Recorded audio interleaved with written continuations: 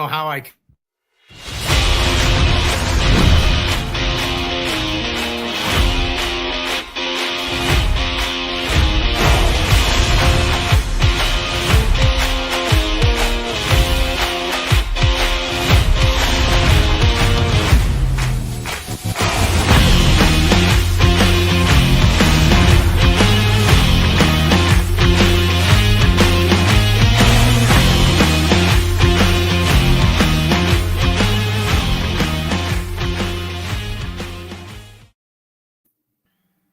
Look, Ryan. Wow. It's Thursday night. Look at this guy. It's Thursday night barbecue chat. I am Steve Kress. I'm the grill department manager over at Wanamaker's in lovely, beautiful Downers Grove, Illinois. And the man sitting next to me back from this, he wasn't here last time. It's the chairman of the board, Yes. Mr. Ryan Hoagland. Ryan, what's up, buddy? How are we doing, sir? Yeah, you guys had a great show last week. I know I was off. What was I doing? Well, last week was it was Halloween. Oh, well, yeah, 2 weeks ago. But yeah, no, we got a good show going on now. And that's it. It's November now, and that is one of my favorite holidays, Thanksgiving.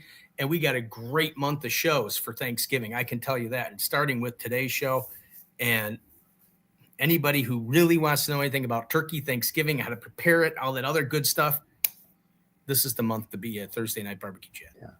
Yes, because we have Butcher's Barbecue. Dave from Butcher's Barbecue. Dave. Yeah, we got a great month coming up. Is there a good football game on tonight, Ryan? Because nobody's watching us today. There is there's a football game on. I was sitting here on my phone. I try to share it all out, right? Like we normally do. And another notification came up. So as I was hitting to go share, another notification, I had to close out of everything. So I'm still trying to get everything shared out here. But another great show. Another great show. I don't know if I could do the show with you having that on your head the whole time. How about if I just do it? How about if I just do it like this? Can you do a gobble gobble? And on that note, let's bring Dave to the stage. What have I gotten myself into, guys?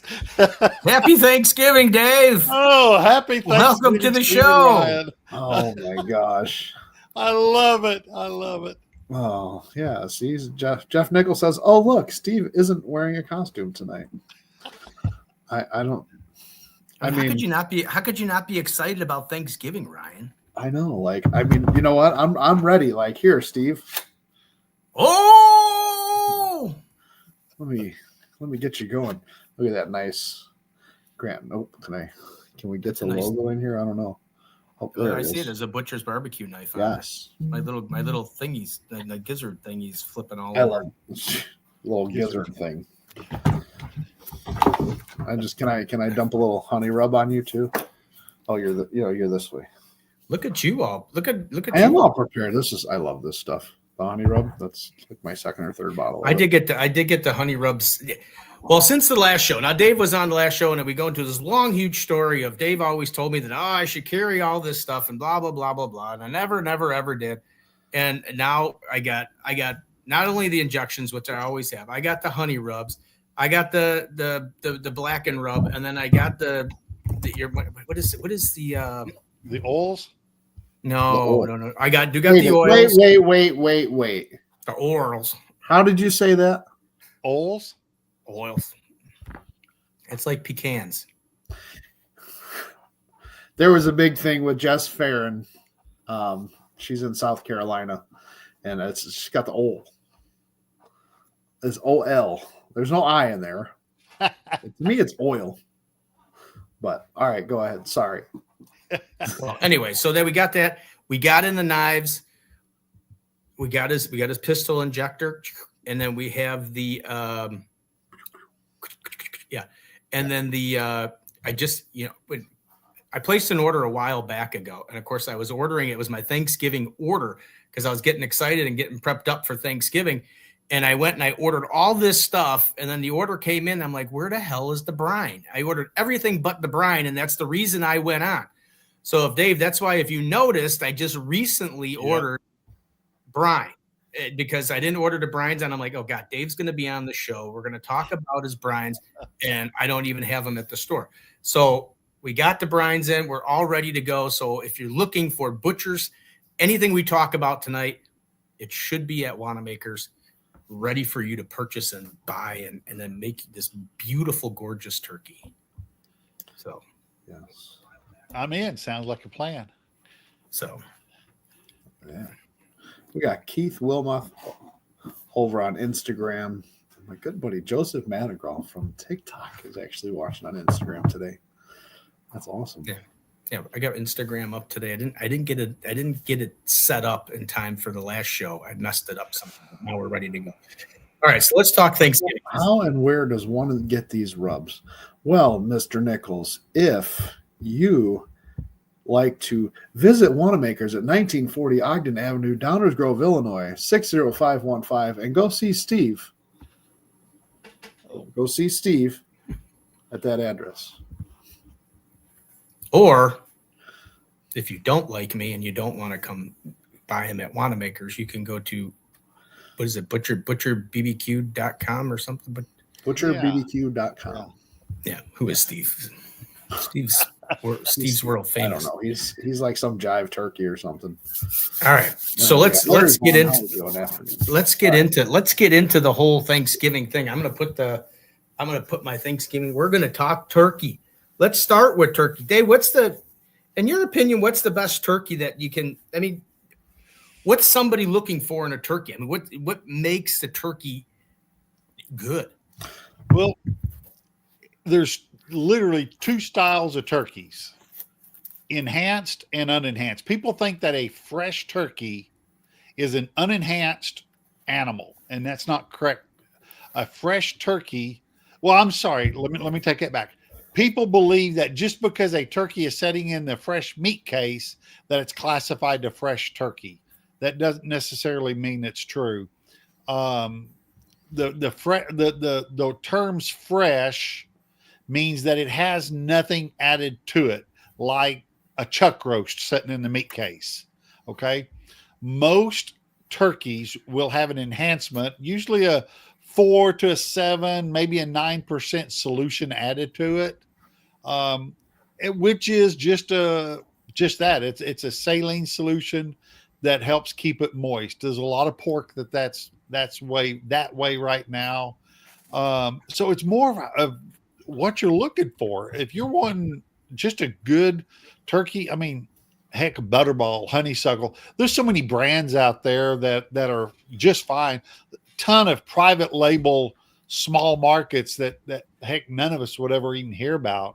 But there's a lot of heritage breed turkeys out there that have really come a long ways. But yeah, as far as just saying, hey, these are the best top 3, man, you can't go wrong with just about any of them, I don't think. I mean, just look for a turkey that is a grade A. You don't want a grade C animal. That is a grade A. If you plan on cooking it, there's nothing wrong with those pop-up thermometers. They're pretty accurate. They're not exact. No, they're not exact, but they are accurate. So finding something like that's not bad. But I think the biggest problem people get is that they don't get them quick enough to get them thawed out. I think that's the biggest thing. And that may be on your checklist, so I don't want to jump too far out. No, we can't. Well, then you're a bit. And just so everybody knows, Dave is actually a butcher. So if you have any meat questions or anything, feel free to ask those as well. This is going to be a show of a wealth of knowledge. So in your opinion, I mean, so what you're saying is, you pay a lot of extra money for the fresh turkey and all that other stuff. Is it really going to make that big of a difference? No. Whether you have the frozen No. or the regular? No. They can be a fresh turkey and still be frozen. Okay. They can, because the word fresh with the USDA just means non-enhanced. Okay. Yeah. Like me. So you're enhanced. All right, buddy. I wasn't going to make a Butterball comment when he said it, but I figured. That's nice of you, Steve, because I'm well basted. Self-basting. Yes. Flavored from the inside. That's awful. That was bad. That was I tried. bad. Wow. Yes. So anyway, all right. So you have it for let's get to the start of it. You kind of touched on it a little bit there, and yeah, it's the thawing of the turkey. I mean, it's going to be frozen. You're going to have it frozen for a while if you do have it. Thanksgiving's on a Thursday. What do you think? What is the normal time frame that people should be thinking about when they're taking that thing out of the freezer to start letting that thing thaw? The rule of thumb is for every 4 to 5 pounds, 24 hours. Okay. Wow. Okay. I have found that that's not long enough. But I may run my refrigerator colder than others. If I'm cooking Thursday morning, that means I'm injecting Wednesday night. So I need it done a day early. I will pull mine out on Saturday and put it in the fridge. I'll put it in a bag, or I'll put it in a dish or something to keep it from leaking and getting all over it and having the wife crawl up one side of me because I made a mess in the fridge. I'm just being proactive there. And so I'll pull it out probably on Saturday just to make sure I get plenty of time. I mean, it's going to hold up 4 to 5 days after thawed without ever even thinking about it. So it's better to have it thawed than to try and get it thawed. Right. And does room temperature? Well, I guess you're going to put it in the fridge. Just leave it in the fridge. It's not like the meat where everybody wants to get it at room temperature to start smoking and all that. No, you do not want to let it thaw at room temp. Yeah. No. So that's a good. Ryan, you got a little serious look. Everything okay? No, there's millions of time charts out there, and I was trying to pull one up, but it wouldn't let me do it. But I definitely understand I've been there in my rookie days of not letting a turkey thaw out and then trying to deep fry it. Oh yeah, that's tough. Deep fried turkey. No. Deep fried's still my favorite, but we'll touch on that maybe later on. But. Yeah. All right, so your turkey's all thawed out. It's all ready to go. You take it out and get it all ready to go. So there's two ways you can go, I guess, or one way. You can inject it or you can brine it. Yep. What is your Butcher's does have the brine. We do have Butcher's brine, and we also have their bird booster injection. So we have both of them. Are you a brine person or are you an injection person? I've always been an injection person. I have brined. That's actually how we came up with the brine. I'll go over both methods. Our brine isn't a basic salt, sugar, and that there's actual flavorings in it. We've actually got a poultry flavor in it, and there is the herbs. Gosh, I wish I'd had a bag. I would open it up and give you an aroma, smell, taste, everything right out here, right live. But that brine will work. It does its job, which it does an osmosis. So what you have to do is when you mix it up, it does not need to be heated. A lot of brines out there, you have to boil the water and get it hot to melt it. Ours, you do not need to do that. So you're not having to mix it early, then put the brine in the fridge and let it cool overnight. You can mix it up, put it right in the water, or mix it up in the water, put your turkey in it and get started. Yeah. Injecting, we've got the bird booster injections also. Those work great. We got the 4 different flavors of those. You can add your own flavor to them. We've got our grilling oils, which work exactly like an injection. My favorite, I love this on a Thanksgiving turkey, and that's that garlic grilling oil. The butter grilling oil is great. I mean, everybody knows those Cajun injectors. That's basically what it is. It's a butter and some flavor and an oil, and those things have been popular for years. That's basically what our grilling oils is. So that can be done the same exact way. So if you didn't want to mix the injection, you could just come in and buy a bottle of the oil and inject that directly into the. Exactly. Yep. Plump it like a football, man. Plump it like a football. I like it. Got to mark that. Phil Patrick's got a question about what is grilling oil? Okay. Oh, shoot. Dang it. I didn't bring it down here. What grilling oil is it comes in a 12 ounce. I was looking behind me and I don't have one back there either. A 12-ounce plastic bottle. It is the different flavors, obviously different colored, but the base flavor is a butter flavor. It's a sunflower type oil. Okay. So it does not need refrigeration even after you open it. And there's flavors. There's the original butter. There's garlic. There is a honey flavor. We have a steakhouse flavor and a chipotle flavor. They are milder in flavor for if you're using them as a grilling oil, so that when you go to flip a pork chop, a chicken breast, a hamburger patty, you just drizzle it on the top. And what it's actually doing is it's designed to replace the natural oils, grease, flavor, whatever you want to call it, that's cooking out of the meat. It will keep it in the meat while it's being cooked. And that's exactly what this will do in a turkey. We will do it, and it will be the juiciest turkey you will ever have by injecting with that. There's something for you to think about, Ryan. You can. You know, I've got a video. I'm excited. I'm excited that I'm going away for Thanksgiving, but I'm not excited because I don't get to cook. But then I don't get to cook. I don't have to cook. But I mean, smoking a turkey is probably one of my favorites besides a deep fried turkey. But yeah, we'll get into all that and everything. But all right, so you mix up the brine. How long is the turkey? So you got it thawed. You're getting ready to brine it. You put the turkey. How long are we talking on brining? Is it just the 24 hours, or are you talking size of turkey? Let's say 12, 14 pounder. I'd go 24 hours. 14, 16. I'd be on the top side of that.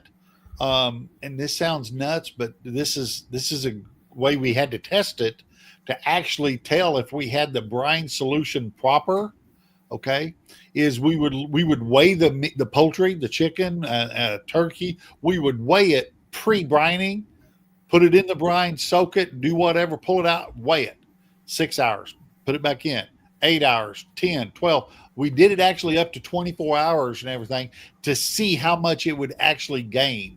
And it was gaining about 7% of initial start weight. So that's how much it would gain as far as weight. Yeah. So is it the salt? I mean, what is it? Is it absorbing the moisture? What is it? It's osmosis. It's literally cell structure of the muscle it's osmosising and adding moisture to the cell and muscle structure. But by doing that, you can add flavors in with it. And that's what we did. That's what we do. Yeah. Just the knowledge that comes through every single time he's on. Like we were talking before you got in here, Steve, like on the last episode about when to get your meat and where to get it from. And when they're different times of the year and this and when that. The cows are slaughtered. I mean, you didn't know about the brining was osmosising. I just absorbing is what I call it, Ryan. It's just absorbing. Now there's a difference between absorbing and osmosis. Sorry about this. Steve. Yeah, osmosis means it's taking out and replacing. It's pulling out from it and it's replacing back to it. That's right. And taking if there is bad fat, putting in the good fat. Flavor, right. Taking out flavor, the bad flavor, the new flavor. It's and enhancing what it the flavor. does is if there's any, I'm going to say pockets, for lack of better words, it fills those up. Okay. So that's why there is a gain in moisture, because there's some things that don't hold as much moisture, which we do get to fill up.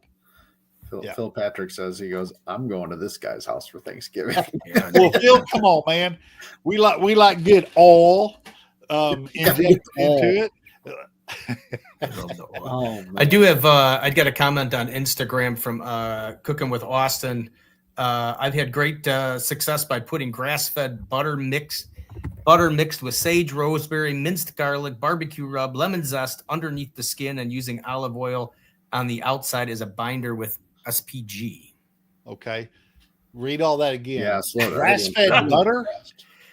Yeah, so that's by putting grass-fed butter mixed with sage, rosemary, minced garlic, barbecue rub, lemon zest underneath the skin. So it's just a compound butter. And then using olive oil on the outside as a binder with SPG. Okay. Yeah, salt, pepper, garlic. A lot of people are going to put pepper on it and garlic. I mean, that's just great flavor. Salt is an enhancer. It's a, I hate to say it like this, but it's a low grade MSG. That's what salt is. It's a flavor enhancer. And that's what MSG is. That's what ING is. And so, yeah, absolutely. It sounds like a great combination. And all those herbs and stuff, yeah, it'll get on that meat. Yeah, will it soak in? Absolutely, it'll soak in. It'll get into that meat. Just it'll penetrate it a little bit. There's no doubt about it. So, hey, that sounds good to me. Yeah.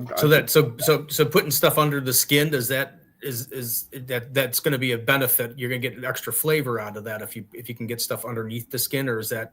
Yeah, you can. You just have to be careful. Obviously, you don't want to put a sprig of rosemary there. I mean, right. You'll be self-flossing with that rosemary when it's all cooked and cut. But rubs, what you have to kind of be careful with is some of the fresh turkeys, the unenhanced turkeys, without the extra juices trying to come out.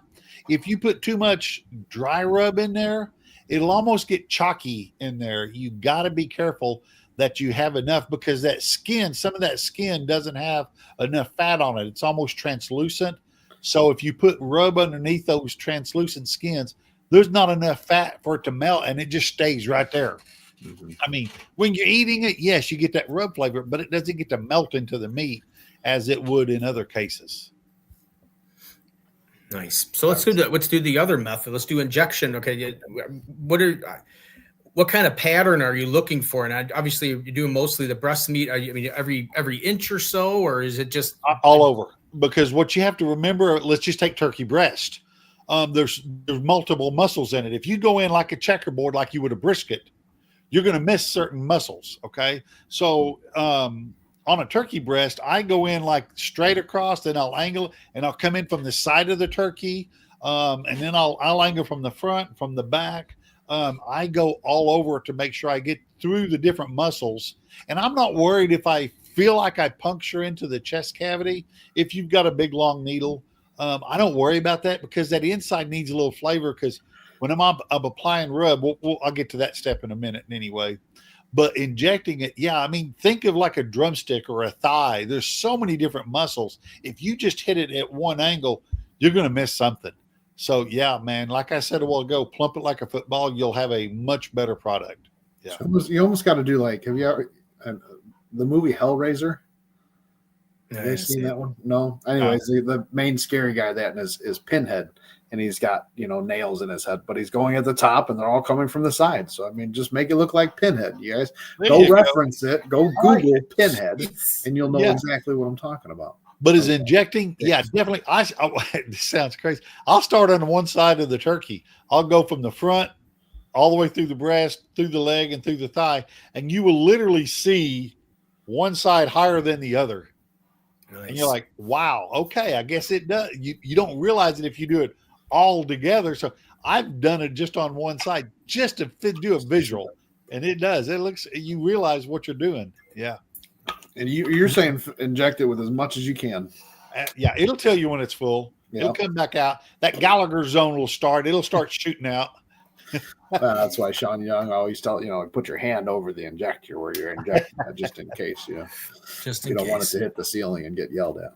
Yeah. So do you have a favorite type of injector? So let's talk about some of the equipment. Do you have a favorite injector? I know I like we sell both. We got the little inexpensive cheapy one, and then we also have the trigger one. I like your trigger one just because you can set it. So you're getting the same amount of injection every time you click that handle.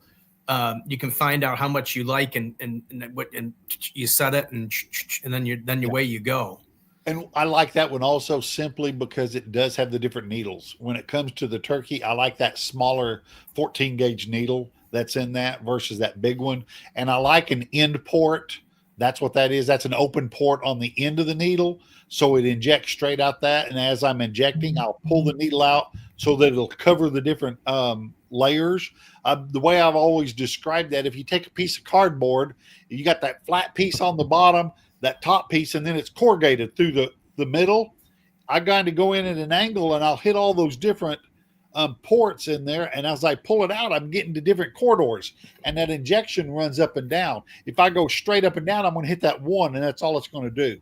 but that small one has that end port, and so it'll open. I mean, that's where it shoots out of. The bigger needle is designed for if you're going through fat, let's say like a pork butt on the back side.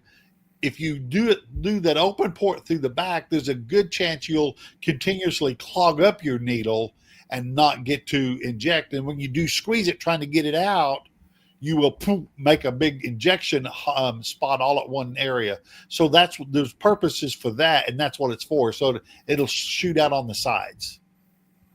Nice. See, Ryan, I told you this was going to be a good show. I mean, we're only 25 minutes in, and there's tons of knowledge. Steve has excellent sound effects. I do. I get into my show. There's sound effects and all over the place. Yeah. Who's got another good one? Do you rest a turkey after cooking it? 30 minutes, 45 minutes, something like that. Yeah. Yep. So there you go. I was going to say no. Well, yeah, I guess so. Yeah, I think I rested mine. Yeah. Just trying to think of. All right. So But so you're all brined up now. What I've heard, you got to take turkey out of the brine. You got to rinse it, correct? You got to rinse some of that extra brine off of it. The heavy salt brine, yes. Ours, you don't necessarily need to, but I do like patting it down to apply the rub. I am a bottle and all that'll work just fine. But if I inject, I will kind of smear the oil that I got on the outside, and then I'll apply it. The problem for me, if you're really wanting a turkey for the presentation picture, the oil can kind of make it splotchy looking. So just be aware of that. If you want that picturesque turkey, wipe it down. And then what is your take on a binder? I mean, there's olive oil, as Cooking with Austin said. There's olive oil. I mean, I'm assuming you can use some of your grilling oils, I would think. Absolutely. And then but that's kind of what happens, though, is with that right there. Is you get the blotchy to. Yeah, it will kind of do that. So just be aware. Yeah. And then have you used duck fat on the? I'm not a duck fat fan. I just never have used it. A bottle of water goes a long ways for me. I can mist it with water and get the same effect. But for applying the rub, flip it upside down and start on the back. Get under the wings and the back, and as much as you can get around, so that when you flip it over breast side up, that presentation side that you want with the legs extended, that's going to be the top, and you're not going to be flipping over on top of those rubs. So start with it upside down. Interesting. And is that the same even if you're gonna spatchcock it? Do you? I know we're getting ahead because I want to talk about that as well. But even if you're spatchcocking, same thing. Would you season the bottom, or was it just the top? Absolutely, thing? I would. And that's why I was going to go with that. Is even on the inside of the turkey, the middle cavity, that's first place I start. I mean, I dump it down in there, and I'll spin the turkey, and I try to coat that inside as much as I can for that very reason. Yeah, because it will flavor also. I was going to say, well, the flavor will still come through from that. Absolutely, absolutely. Mm-hmm. Yeah. And here's a thought. I hadn't thought of this. It was from a while ago. You was mentioning putting the stuff underneath the different rosemary and things like that. If it's not a ground product or rubbed like a sage or something, you could probably apply that to the inside and get the flavor with it being a little more coarse and be a little safer with that. Yeah. And you're not chewing it. Yeah. Yeah. You just got to remember to pull that out of there. You pull it out of there when it's, before you start eating the rosemary stuff. So are you a whole cooked turkey? Are you a spatchcock? I've been a whole turkey cooker. Yeah. I've done them whole, and the first time I've done them spatchcock, I just have a hard time going back. Really? Yeah. Just due to the time, the ease, or what? The ease of it, yeah. It's just, I mean, compared to my mom doing it, as a kid in the oven, going on the smoker, just, yeah.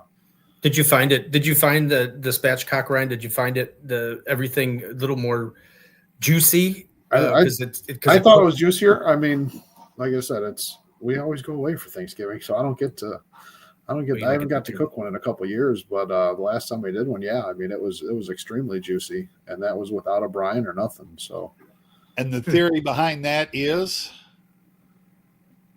because okay, it cooks I'm waiting for a you little to more tell evenly. me. Cooks a little more evenly. It's less time in the cooker. Flat out, there's less time for it to dry out. You're kind of doing a spatchcock turkey versus a whole turkey, kind of a fast and hot versus a low and slow brisket. Yeah. Okay. That's the reason a lot of folks have switched to fast and hot cooking or hot and fast cooking for ribs, for that. It's less time to screw it up. I mean, that's basically what you're doing. And a spatchcocking is fine. I've done one. It's just that's not my go-to. But yeah. Okay. Yeah. And I found the same thing. It was juicy. And it was a different texture. I would call it a different mouthfeel, because it wasn't cooked as long. Yeah. What's your internal temperature you like to cook to? What's y'all's guys? I don't cook. Okay. I was just waiting to say. I just want to see what Steve didn't say. I can honestly tell you what my go-to temperature is going to be. Thursday afternoon, I'm going to be picking up my turkey probably from Steamboat Barbecue, and it is going to be perfectly cooked. It's absolutely delicious, and that's my go-to temperature. Hey, fair enough, man. We want to sell about 200 of those at the restaurant ourselves, so I get it. Yeah. So hey, there's nothing. We'll get into that. We'll get into that towards the end, but I can honestly, we did that last year, and I can tell you, Hey, I don't know. I don't know if I'd ever go back.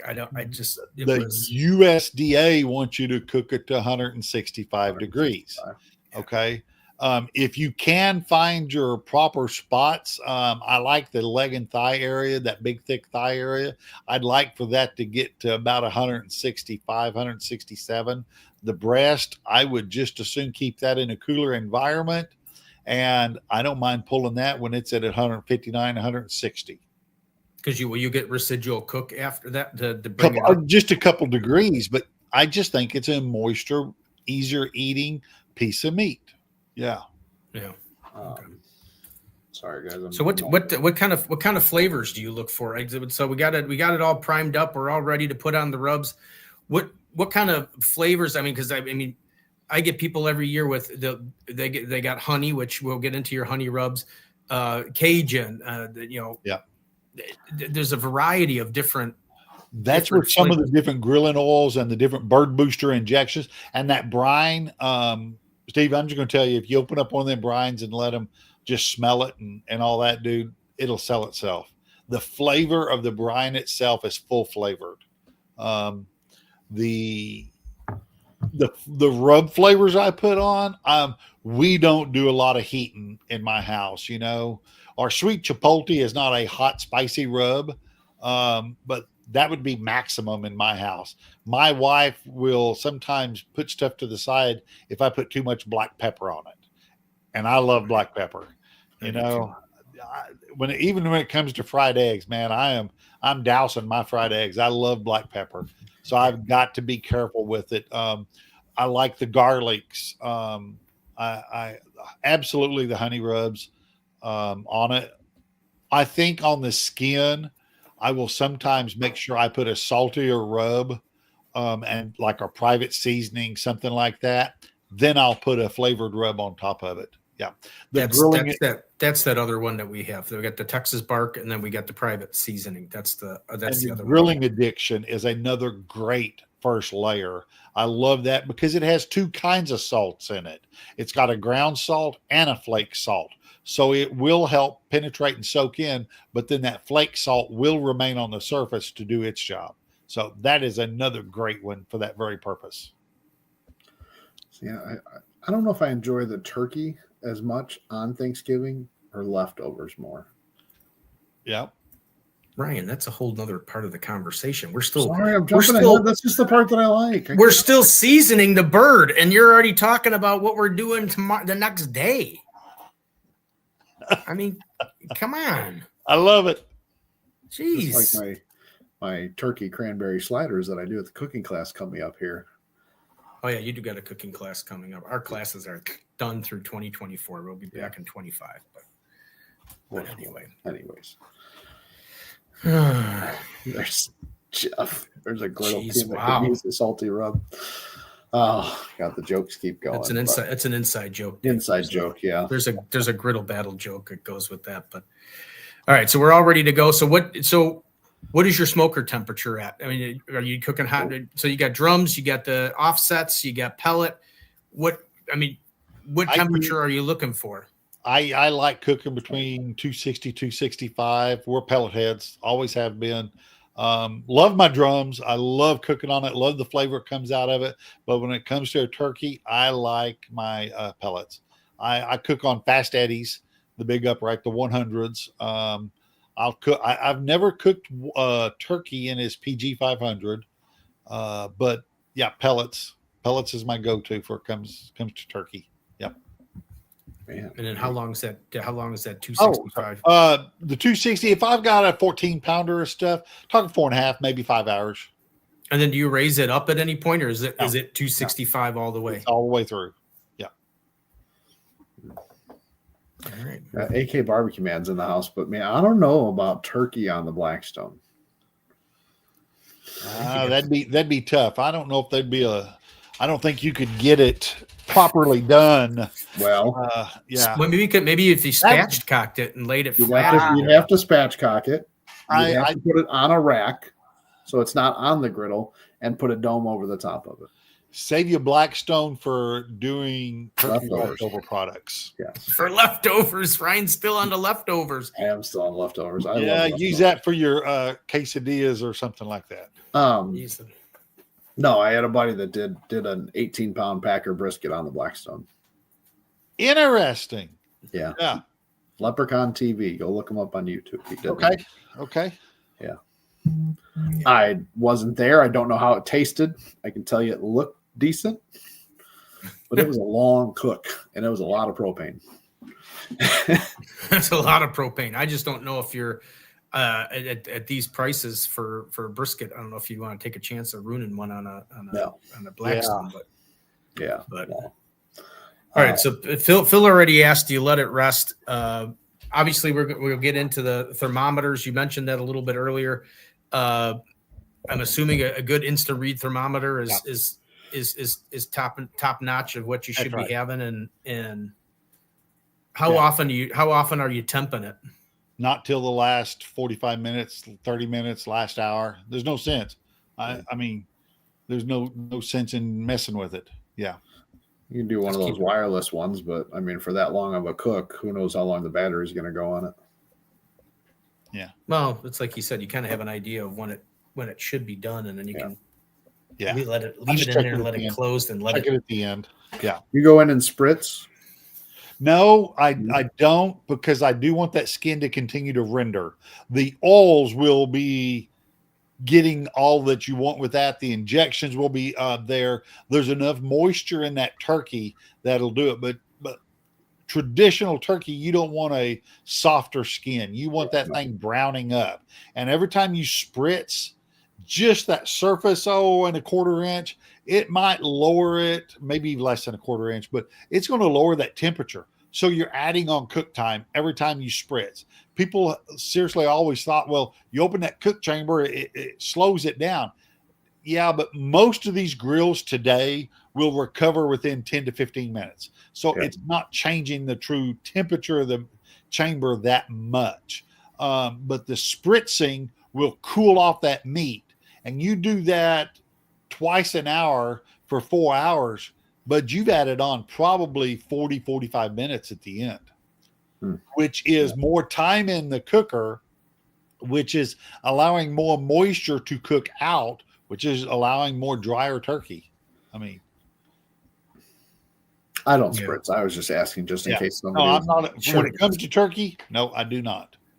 And guess what? We have Butcher's pump spritzer. I mean, I just went crazy. I just go, I was in there shopping and that looks good.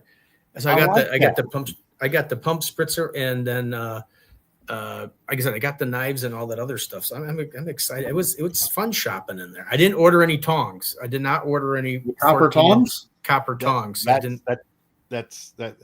I wish you would. I've opened my last box. It's only taken me 10 years. I'm like, did I tell y'all that story? You did. You did listen on the last show. Okay. I should have done it just out of sympathy. So if anybody goes on there, order some copper tongs just because. You should do that as a special, David. If you want to get rid of them, like, hey, buy this package, get a free set of copper tongs. Black Friday, baby. Yeah, Black Friday. Everything you get gets copper tongs. You get a copper tong. You get a copper tong. How many copper tongs you got left? Do you know offhand? About a half a box. The problem with Black Friday, something like that, they buy a bottle of rub. I got an 18-inch box I got to put it in now because of the tong. You should take them somewhere and have them cut in half with a little hinge. There you go. Right, so they can fold in half, and then you can, it's like a camping set. I did like take a box of them. Camping tongs. Took a box of them down to the restaurant for the guys that do the catering. I said, "Here, use these up. Do not allow the places you take to give them back to you. They're there. It's there. Let them keep it. Just let them have it. It's a gift." Carry them into restaurants. You go in and just slip one in the rack or something. Go, whoop, there you go. Here, that's on your tray. Yeah. All right. So Phil already touched on the fact that we're gonna let it.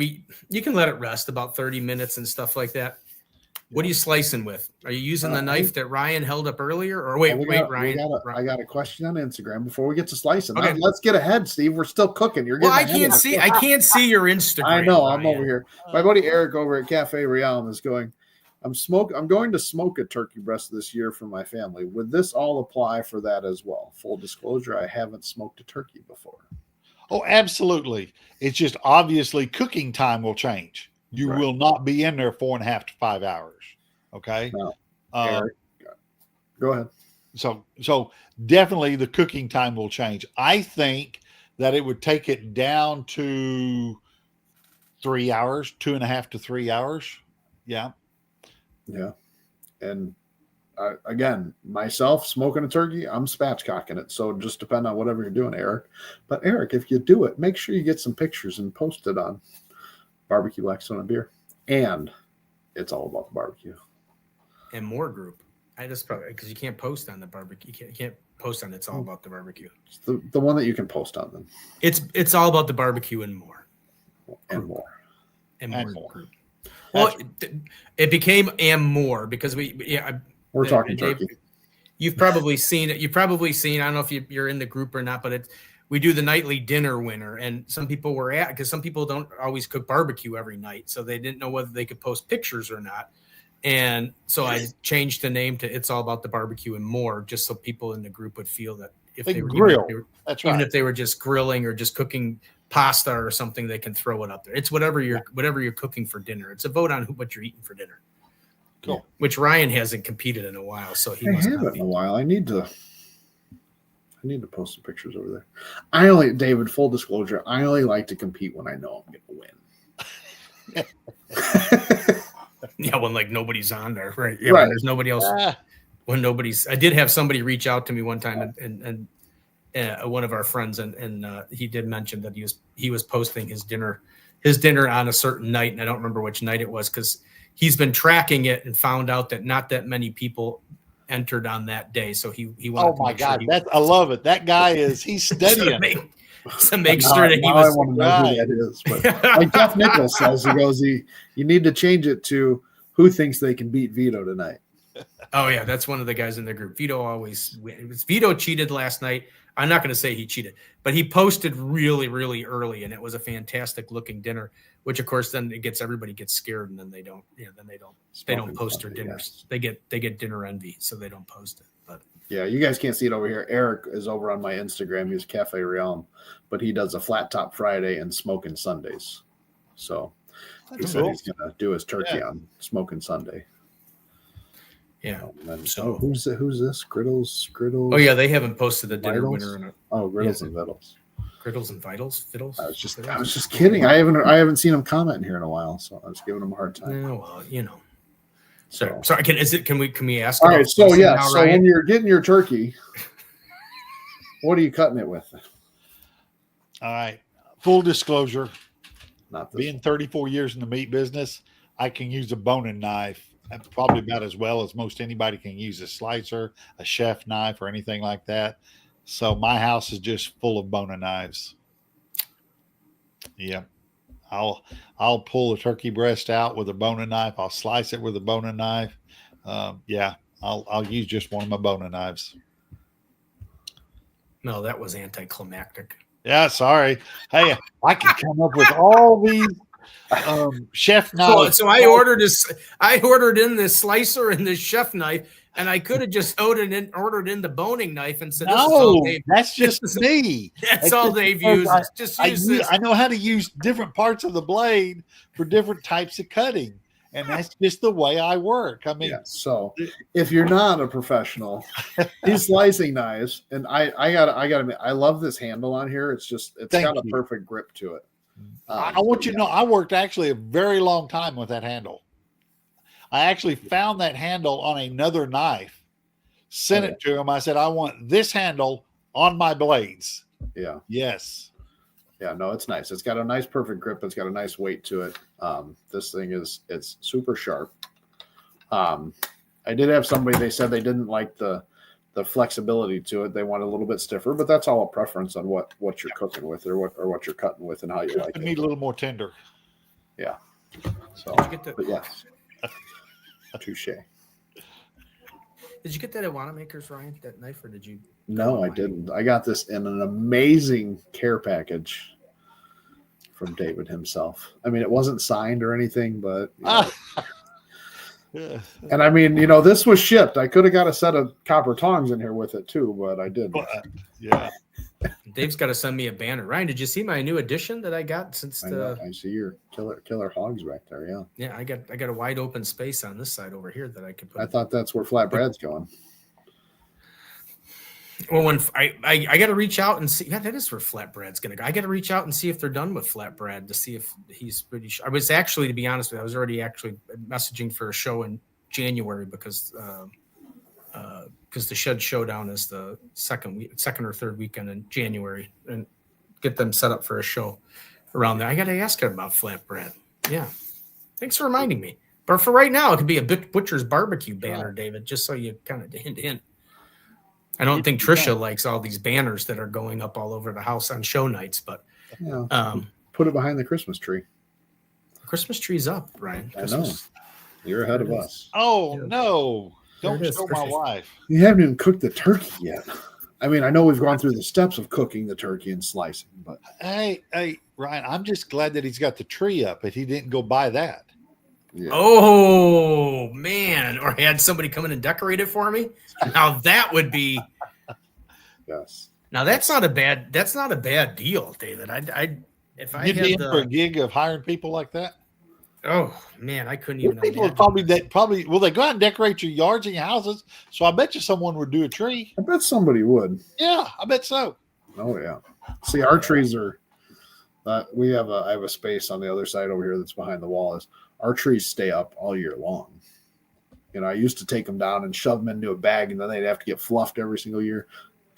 Nope. It stays on its stand. I take it down piece by piece. It goes right back on a stand, and I cover it with a huge bag. Like so it doesn't get dusty.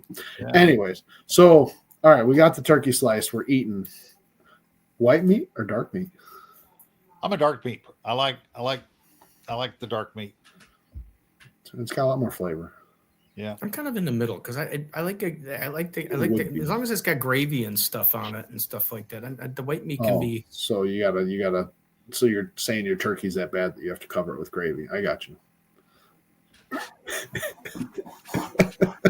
I'm telling you, Ryan, that turkey that I had last year was you cannot.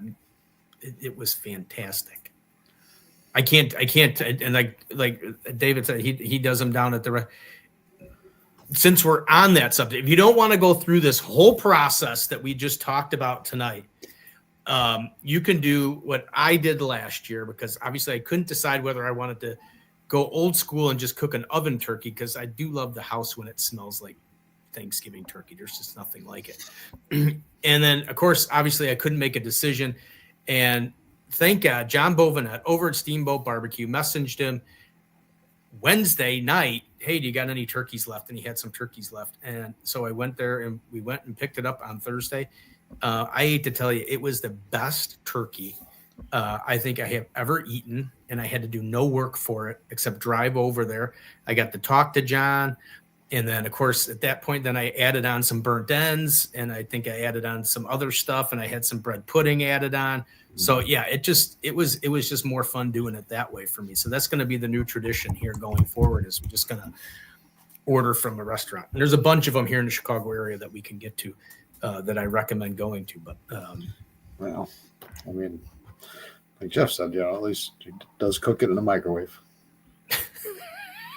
that's for leftovers. Yes. Well, I put mine on. Now, Ryan, we're to the leftovers. You're all done. No, we're not really to the leftovers yet, though. I mean, we got to get to the sides. There's a lot of side. That's a whole nother. That's like a whole what? Other show. All right, let's not go through the whole thing. What is one must-have side from everybody? Deviled eggs. Okay. Deviled eggs. Mine's good mashed potatoes. I got to have good mashed potatoes. There's so many, right? I can't name it down to one. I love a good dressings, the stuffing stuff, but we call it dressing. Cranberry sauce. Gosh, I absolutely love cranberry sauce. My mom has always handmade cranberry sauce, and no matter what family deal, she takes it to it, and she does the devil's eggs. My wife makes this killer dressing. I love it whenever she's just mixing it. It's just in the mush, the steak, because she'll have me taste it. I'm like, no, more sage. I like more sage in it. Oh, I love it. I mean, my stuffing, man, when I crack open that box of stovetop, I love stovetop stuffing. Pour the boiling water, mix it together, and it's ready to go. And I tell you what, you want to talk about cranberries? I love popping the top on my ocean hand spray opener. No, man, you got to make them. I mean, there's just something about it. My mom will tell you. I'm going to tell you, she is the cranberry queen. If the humidity's not right, the jelly won't set up. It's got to be. And she'll tell you it wasn't great this time. It's a little runny because of the humidity's off, or it's just this is it this year. This is good stuff. Oh man, she's got that problem out of the can. I hate to tell you, and obviously from growing up, that to me is just, I don't like cranberries just in general, but to me it wasn't Thanksgiving if there wasn't the cranberries and out of the can, and I just little ridges, the fact that it looks just like a can. I don't know, it doesn't lose the ripples or nothing. I mean, it looks like the can. To me, that's a sure sign of Thanksgiving is when you have the red can sitting on your table. But for me, it's that scoop of that cranberry jelly on the plate with all that hot food. It almost melts, and that sweetness / tartness, the sweetness from that over on your turkey. Who needs gravy? Man, I'm not a cranberry person, but that just sounds good. I did have some comments on Instagram from AK Barbecue Man going back to the copper tongs. He said you can hang copper tongs on your tree, so that would be copper tong. Love it. He likes ham, and then I got Cafe Realm over here too. Cranberry sauce, deviled eggs. Don't forget the gravy. Yes. That's to me, that's a given. I mean, I like cutting up the giblets, cutting up the liver, putting that in with the gravy, man, making it proper. Man, but you got to have the green bean casserole. Okay, I can take it or leave it. I love green beans. I love green bean casserole, but I can take it or leave the casserole dish part of it. Gotta have the green bean casserole. My ex-sister-in-law used to make the best broccoli casserole. I mean, it had the perfect broccoli, had tons of cheese in it, cracker. Oh, so good. I'm not a green bean person, but I'll eat the broccoli casserole. My wife and girls, they are that broccoli and cheese casserole thing. Yep. When that broccoli's cooking, the smell of broccoli in the house, I would rather those girls be perming their hair again than to have to smell broccoli cooking. Okay? That's just the way I'm not a broccoli person. I'm not for I the know that cooking smell part of it. because my son just went and got a perm. You know what I'm talking about. And that smell is terrible. Oh, it's disgusting. Over on Instagram, we got Sherry Roning from Michigan to Table. She said yes to mashed potatoes and gravy. My kids request a stovetop every year. And then she said mashed butternut squash is my favorite too. Oh, yes. That might be I something. like that. We eat spaghetti squash quite a bit. We eat the butternut squash. I do like it. I do like that. Yes. Yeah. So here's a better question. Okay. On Thanksgiving Day, how many times do you go back to eat? Now, I mean, because there's the main meal, yes, but then you know that there's just once, really. I just don't leave the table, so I'm not going to. technicalities. I only eat one time a day, all day long. I mean, I can't tell you that I won't have, and going and getting into Ryan's subject about leftovers. I can't tell you that I wouldn't have the main meal, and then maybe like 8 o'clock or so, like I might not be making like a turkey sandwich. You know what I mean? It's because it's like, it's like an all night just binging of food. I mean, it's just, are we to leftovers or do we? Oh yeah, we're leftovers. We skipped dessert though. We didn't do dessert. We also generally will do a ham just because. So you know, I love ham. I absolutely love ham. I'll eat turkey. It's Thanksgiving, but usually the go back, it'll be a good chunk of ham. Yeah, good ham. Yeah, well, I'll start the dessert round, and to me, I think we touched it last year with Sterling Smith. It's pecan pie with ice cream on top. That's my. I like pecan pie myself. Yeah. And I like a raisin pie, but my go-to will have to be a pumpkin pie. Wow. Okay. Yeah. Yeah. My dad was here recently, and he made a homemade pumpkin pie. Yeah. Yeah. It was great, Dad. Love pumpkin pie. Raisin, like I said, my mom always got it. She got a raisin pie recipe from my grandma. Grandma was phenomenal at it. Mom's great at cranberry sauce. Yeah, so I got to think about that. I almost forgot about the pecan pie. I got to get a pecan pie. Yeah. Cheryl and Eddie Oates says, one time he just makes it a platter, not a plate. That's right. So, Cheryl, hey, we know that's not Cheryl and Eddie. It's actually just Eddie. I know them very well. So that's just Eddie talking. It's just Eddie. But AK Barbecue Man, he on Instagram, he said the same thing. He never stops eating, and then as we're transitioning from dessert to leftovers, he's got leftover turkey sandwiches all week, mayo and lots of salt. Huh? Cold turkey, or do y'all heat it up? Oh, I heat mine up. Okay. White bread, a nice thick chunk of white turkey breasts, a little bit of mashed potatoes, a slice of cheese, and mixed up some cranberry sauce on the sandwich. The whole thing. I could do both and both. I'd like to do I do like to do more like a toasted bread with the warm turkey, and then instead of mashed potatoes, I like to maybe put a little layer of stuffing on there, and then maybe even some little gravy. Yeah. I think the ones that I did at the class, and did we do those at Wanamaker's, or was that just at Tischler's? You only do the good stuff at Tischler's, so it's probably Tischler's. No, it was just okay, but it was we did Hawaiian rolls with the turkey. And then stuffing, and then I did a cranberry mayo. I think you did that. I think you did that last year because I remember the Hawaiian roll.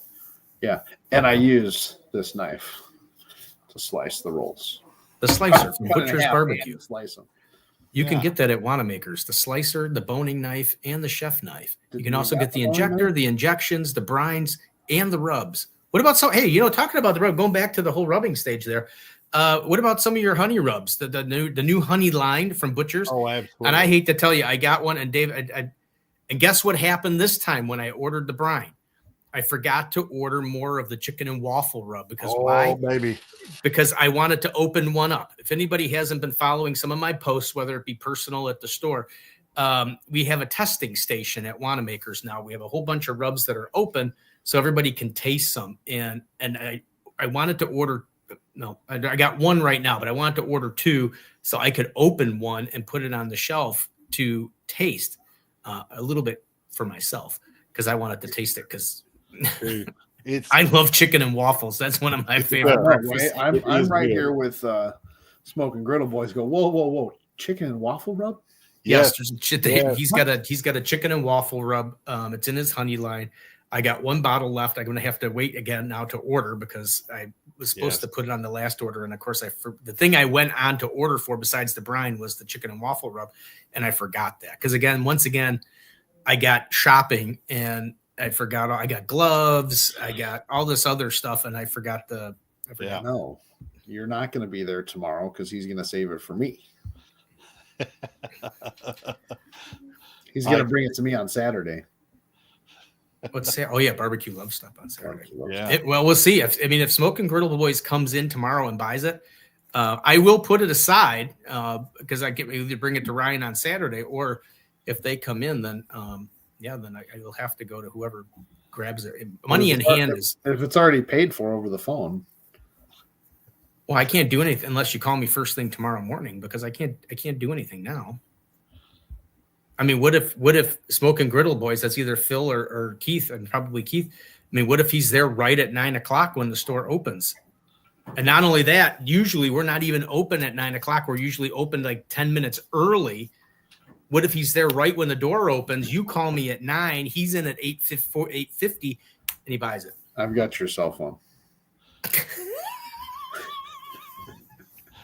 Such decisions we're making tonight versus 2 nights ago. Isn't this great? Love talking barbecue versus batch. This is so much better. You got that right. Yeah. So see, it's chicken. All right. So anyway, so which one of the honey rubs that, because there's a ton of them and they all look so good. Which one would you? I think any of them but the 5 alarm. I just don't think people want heat on their turkey. Okay. The garlic would be good. If you're a garlic lover, that garlic's your game. It's really great garlic flavor. It is garlic, so be aware.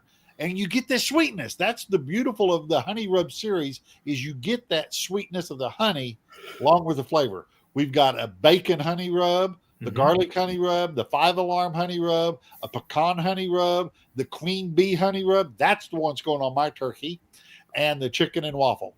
Well, Phil, when you go over there, you can get some of that queen bee honey rub on the turkey and just let us know how it is. Because you ain't getting no chicken and waffle rub, because right. Jesus. So with the honey rubs, would you use them straight, or what would be good layered with the grilling that garlic one you were talking about, which is really garlicky? That you were saying, what would be a good layer that you would layer with that? With the garlic one, I would probably put the garlic one on the inside of the chest cavity, and then put something else on the outside. Okay.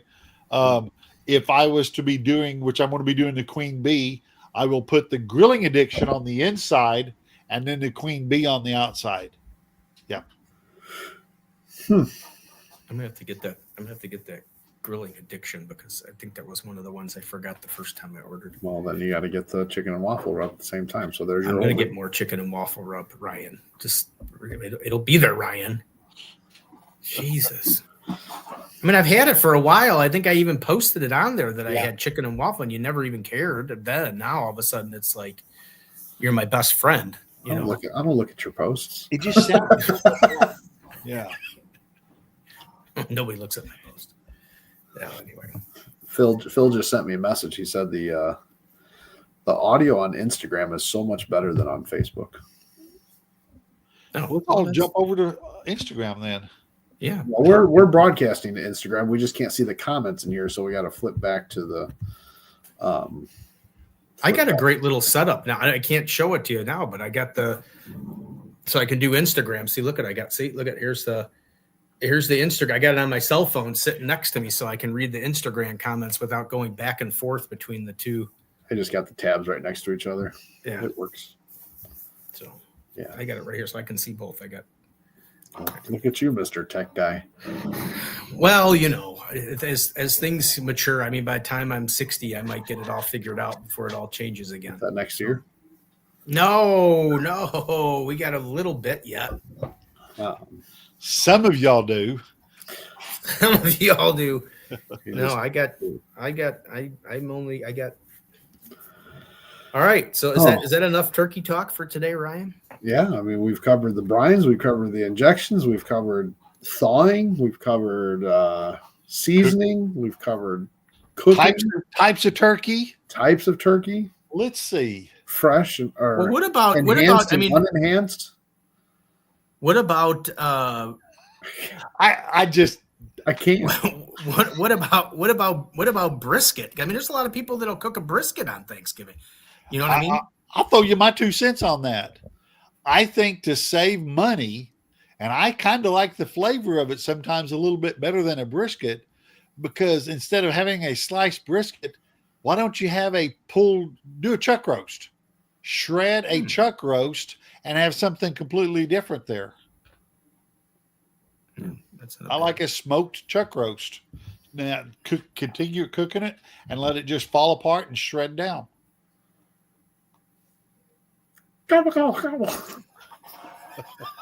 Well, that was obviously not well liked. I don't know about chuck roast. I don't know. I'm kind of. I mean, it's just personal. Hey, you ask. I'm telling you. No, Yeah, that's it. Okay. I mean, it's personal. Hey, if you don't like me, leave room. I'll be gone. Hit mute. Right. Um, Well, anything else? Anything else Thanksgiving that we can think of today to ask Mr. Dave from Butcherd's Barbecue? My light is all. I didn't like that turkey hat. It's all like no, it's all flustered. Too many gobbles. It's all flustered. Trisha's coming home right now. Oh, time to do the dishes. Time to do the dishes. Right. Well, So- see, Eric had the same thing. He said he read my mind with the chuck roast, and hey, it doesn't take that long either. That's right. That's Yeah. right. Yeah, no, Yeah, I'll be heading down to Kansas City for Thanksgiving this year. So Where are you going? Where are you going in Kansas City down there? What's family, family? Are you going to stop at any barbecue places while you're down there? probably not. Well, that doesn't seem right. I've eaten more pizza and Indian food in Kansas City than I have barbecue. Well, I know, but why don't you try some of the barbecue places down there? Oh, Have you tried very many of them? Let's ask that. What's that? Barbecue Places. in Kansas City. And we've gone to a couple. Okay. We went to Slaps. Okay. And then there's a I don't know if it's that well known, but it's right by the airport. It's a smaller little place, but he does like a barbecue breakfast. Okay. It's pretty good. Go try Q39. That's everybody's saying that one. And Every I single love their one food. that I love say their that food. talks about Kansas City, and I say I got to get down to try it. They said Rob. Yeah. Sorry, Paul. Yeah, no, they say I always bring out, you always shoot out the popular ones, and they're like, go to Q39. Yeah, Rob McGee started it, him and his wife, and he hired the right crew. They've done great. They've got 2 facilities or 2 places now. And I'm going to tell you what, it is just the best cooked and simple flavored so that everything comes through. Rob was a true chef. He knew how to pair things properly. The right amount of rub to the right amount of sauce to the piece of meat.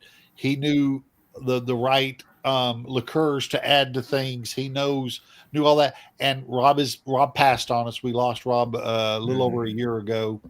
And the gentleman that is in charge of it now, I think, is as good. He stepped in and has kept it going. And I don't know if he's increased. I don't know that part of the business, but I have still heard nothing but good from the locations. Yeah.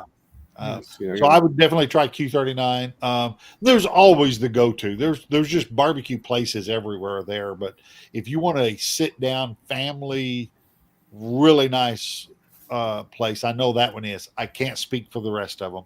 I've ate barbecue at Joe's there. Another one going up on the side of Missouri. Plowboys back when he was open, when Todd was open, I went out and ate at his place. But I haven't ate at all the tourist places, the Gates or any of them. I've not gotten into that. Well, right, you can go into Meet Mitch's place and say that you know me. He probably will let you eat there. And then, of course, Joe from Slaps was on the show. You can say, Joe, remember me from the show? Now we went to Slaps. Well, I know, but not when you interviewed him. Did you go after you interviewed him on the show? No.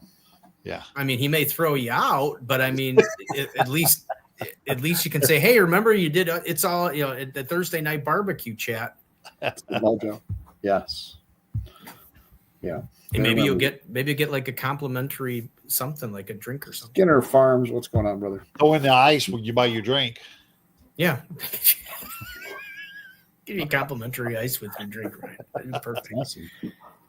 I feel like I'd be back in Europe again, getting ice in my. Man, they frown on that, don't they? Yes. Yeah. That's like the first time I was in New England. I asked for some iced tea, and they said, some iced tea? Man, they brought me out a glass with ice and flopped down a deal of canned tea. Here you go. Wow. Man. Yeah. I'll have to see. I'll talk to my brother-in-law and check this. I got Q39 pulled up on my other computer here. Yeah, we've lost Ryan now. He's into the Q39. All right, Ryan, we're at an hour and 11 minutes. We can keep going if people have still got questions. That's the thing. Like Dave and I were just talking about it. Like there's sometimes we're sitting here on the show and you're just like, how are we going to make it through an hour? And then I know we could just keep going. We could probably keep going. I seriously, the wife's at the house and I'm here at the warehouse.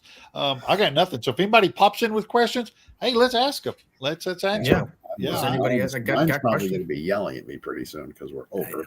But and Trisha just got home. Dave's the lucky one. He's got a warehouse he can go to. What lucky? I've got to drive to the warehouse. You call that luck? Yeah. Yeah, but you can keep talking all night. Well, I got a question for y'all too. Yeah. First, we're going to start out with what would be, if you're going to cook one, what would be your go-to cooker? What type of a cooker? Oh, well, I'd have to go with Dave. I'd have to go with a pellet just because I like the simplicity and ease of it. That's otherwise. Secondly, would probably be the drum because I need the speed of it, and I would probably spatchcock it because that's my thing. I don't have the patience or to do the long cooks. Steve doesn't cook, so he can't answer. Jeff, now be nice. Yeah. If I was going to cook, I probably could cook. I just don't have any cookers. I'm in an apartment, so it doesn't do me any good. But and I did cook. I mean, I don't want to brag, but I mean, I did cook 800 pork shoulders down in Operation. I mean, I was the protein lead. I manned, what was it, 10, maybe 10 Old Hickory pits with 80 pork butts in each. I mean, so. I want Ryan's answer on this. Then, Steve, I want to go back to you on something. I mean, if I'm going to smoke a turkey, would definitely have to be on my Weber EX4 pellet smoker that I graciously donated from Downers Grove, Illinois at Wanamaker's. Yeah, I just think the pellet's just easy. It is. I had an ugly drum smoker that I picked up, when I got into, when I got off of my grill and actually got into smoking food. I picked up a drum off of Facebook for like $50, and it was just beat to shit.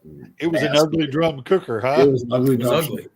And I cleaned it up and I put some high temp spray paint on it and cleaned it, made it all nice and had a dome for it and everything. And I ended up selling it. And I ran the drum. It was not bad. And I did spatchcock a turkey on that one actually, and it turned out great. Yeah. But yeah, I mean, and I always gave everybody a hard time for the set it and forget it pellet smoker, the easy bake oven. But it's so easy to. Those drums are really easy to cook too. They really are. Yeah. Well, yeah. Once you get it dialed in, I mean, it wasn't, one of the nicer ones, but yeah, it worked. It had its basket in there and everything. But Steve, going back to you, did you see the post that I made a couple days ago on my personal page? I brought up OBR. Okay, I'll reference that. And with you working with what you did with all that, I want to say thank you. First off, there's a lot of those people that you got to serve that never got to come up and shake your hand and say thank you. But I'll tell you what happened to me this last weekend. We got hit with a tornado. We got some damage. We got some stuff tore up. My house survived. Stuff right there didn't. Stuff right over here didn't. We have dozens of trees down. And I live in a little small community. We're talking 25 houses, okay? There was just small damage. We only had like an EF2 type tornado.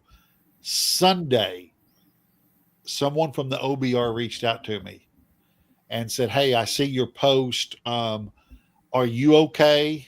And do we need to get some boots on the ground and start cooking for the masses? We'll get some people into your area." And I'm like, wow. I know I'm in barbecue. I know most of these people, and I responded, "Hey, we're small. We're a very small community. Nothing that would warrant that."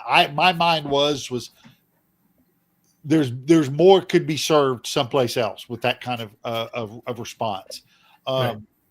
And so my whole post was, here in barbecue, say in the last year to 2 years, in the organization worlds, different things, we've kind of put a black mark on the barbecue competitions, the organizations, the way we go at everybody's throat on Facebook. It's just like people are half scared to make a post on some of these forums because they're going to think the keyboard guys are going to tear them up saying they're wrong. That ain't the proper way. This ain't, you must do it this way. Well, I wanted the world to know that, man, we're doing good out there. If we can say we had this happen and an organization step up and say, "Hey, do we need to jump in?" But I think we're in really good shape. Barbecue has got the right people in the right places that we will overcome all these bad feelings and these bad publishers, or not publishers, but posters. Thank you. That I think that we've got it going on, folks. Just lean back and just do what your mom and dad would have done. What's right. Sorry. That too. But I'm just saying, OBR reached out, and I was not honored, but felt that deep down warm feeling like, wow, we're somebody, and at least they wanted to. So I was really cool. That's great. But I made a big old post on that, and there was a ton of people. Some read it and understood. I got those kind of remarks, and others more read it of, "Oh, you got hit with a tornado. Sorry, hope everything's fine." But others that's in my world understood what I was saying. And I wanted to just let you know, Steve, even though those folks that actually ate it didn't get to shake your hand, I'm going to say thank you for them, because it's needed out there. Thank you. Yeah.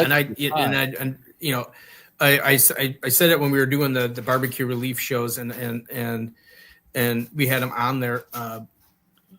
You don't have to be like Dave, who's won the Jack, who's won multiple championships, or this.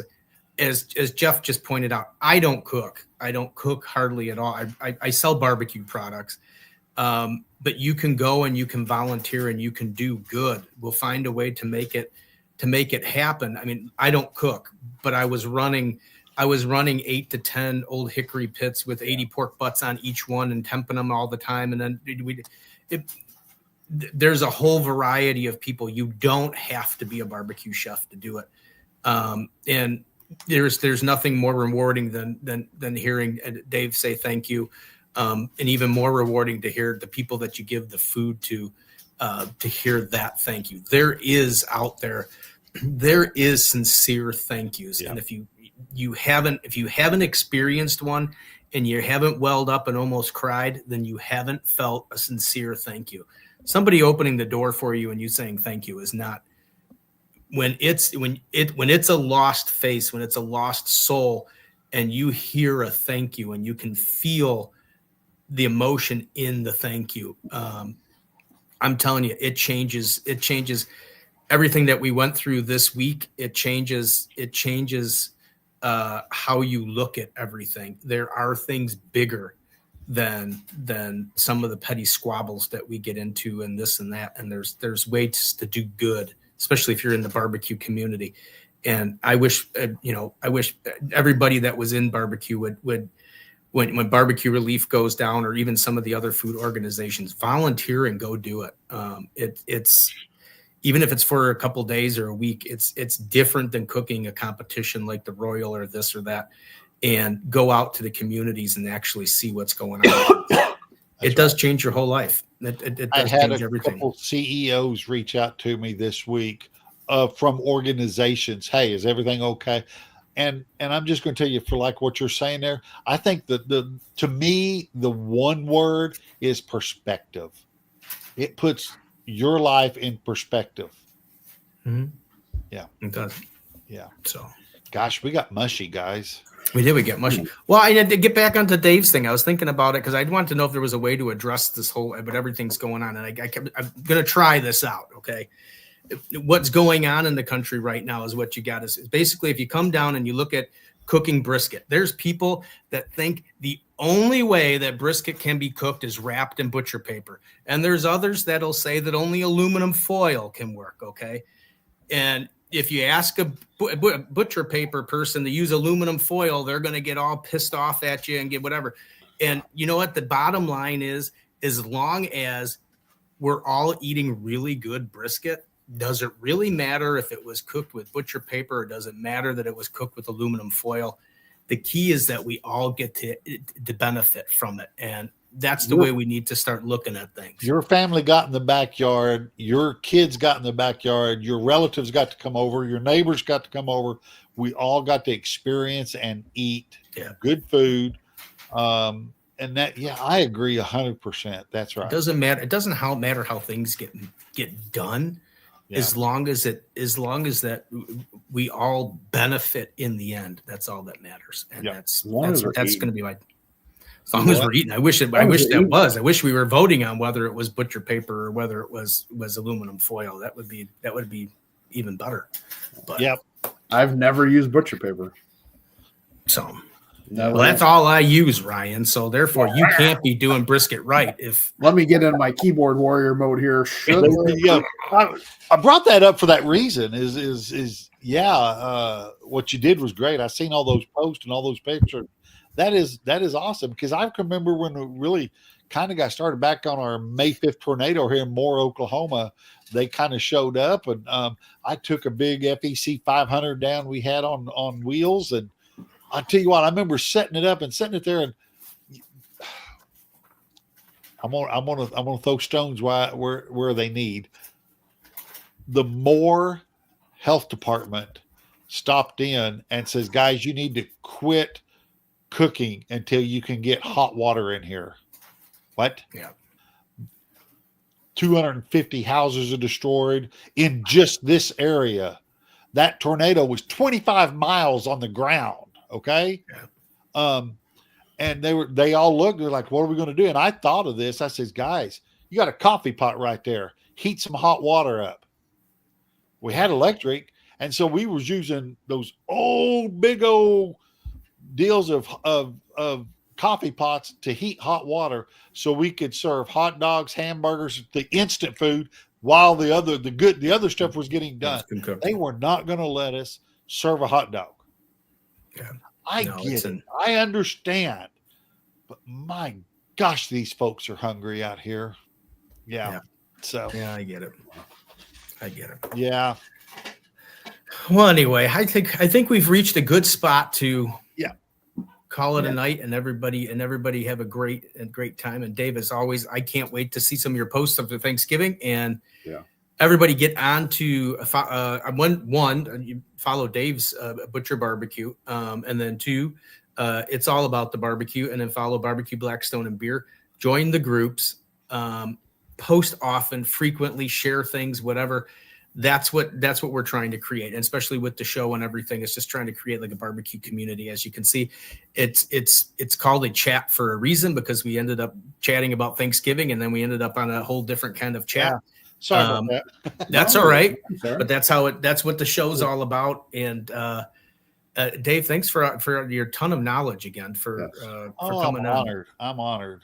Yeah, it's my pleasure to even be asked. It really is. I look forward to doing these. So yeah. And then make sure you check out every once in a while. I do post it on It's All About the Barbecue, and I'll post it on the groups. I do a lot of Dave's blogs. I put them out there and I share them so you guys can see and read some stuff like that. I know it's old school because you got to actually read. There's no videos or nothing. And there's no pictures. No, you got to actually read, and they're longer than a minute. So it's not like you can't just like swipe through it and get all the information. You got to actually read this stuff. So, and you want to know, speaking, I'll take 30 seconds. You know what one of my best blogs as far as people going to is? It's not butcher paper or aluminum foil. It's how to cook a great brisket in the oven. Oh yeah, that'd be. I'll have to search. That one's going to get shared next time. I'm going to look for it. That one is actually a very well, like the fat one you brought that you shared. That was that did good. Yeah.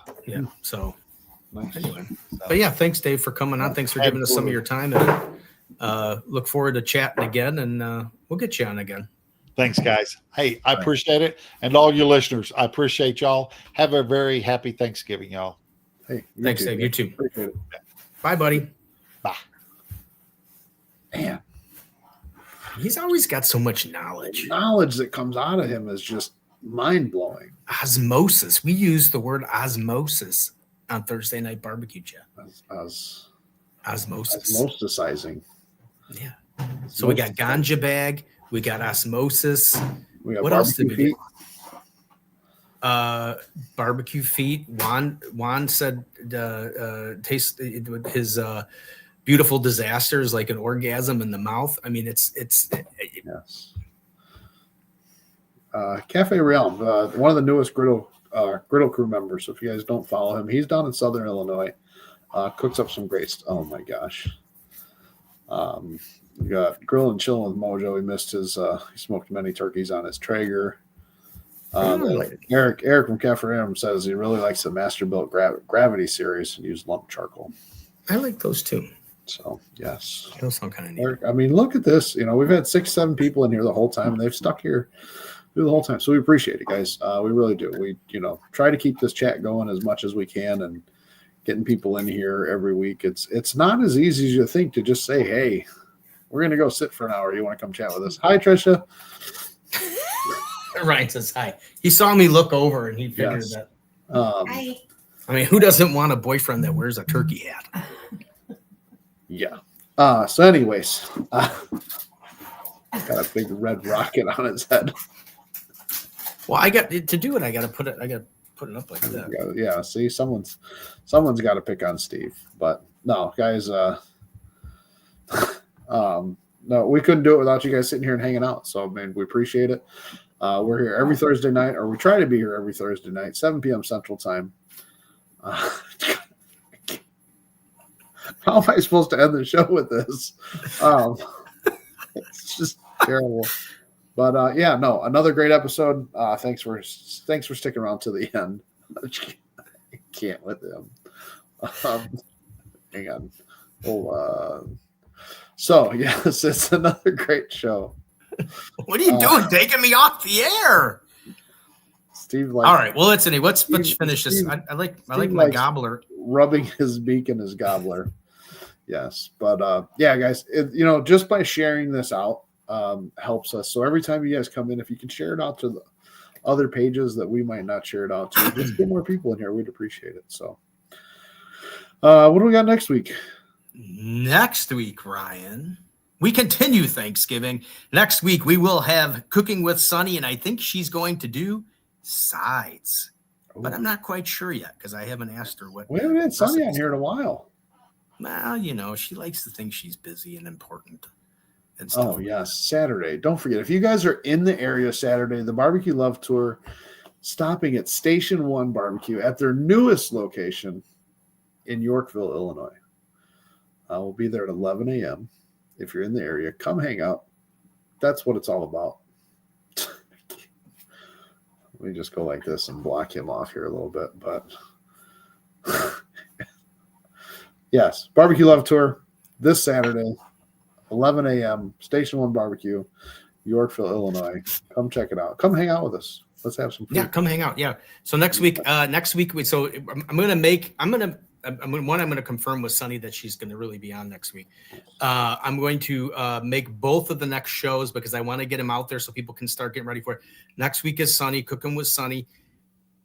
The week before Thanksgiving, which I believe is the 21st, Harry Sue is going to be on again. So if Dave had a ton of knowledge today, if you want to know how Harry Sue does Thanksgiving, that's not. I had a great time with Harry Sue on the last time and the knowledge and everything that he transmitted through that one. But so I think Thanksgiving's going to be even funny. I don't know if he's going to cook. He may actually cook some stuff. I'm not sure. I gotta figure with Joel and get everything figured out. But that's going to be a great show. So 2 great shows coming up for Thanksgiving, and then we're already starting to get into. I'm already into December. I'm almost done with December shows. I got a couple of people too. We got to get lined up, so we'll talk about that later. But yeah, maybe after the first of the year, maybe. Wow. So well, I'm almost all booked up. Shop small, shop local. We'll see. And as always, be kind and courteous to everybody. And after all, it is our differences that makes us great. Because after all, nobody would want anybody to be the same. I wouldn't want to be like Ryan, whatever side he's on. I wouldn't want to be like Ryan. You wouldn't want to be like me. Everybody is different. That's what makes us the great country that we are, is because that we're all different. So please be tolerant of how other people are, because that's just the way it is. That's what makes it fun. So anyway, all right, guys. See you guys next week. See you next week.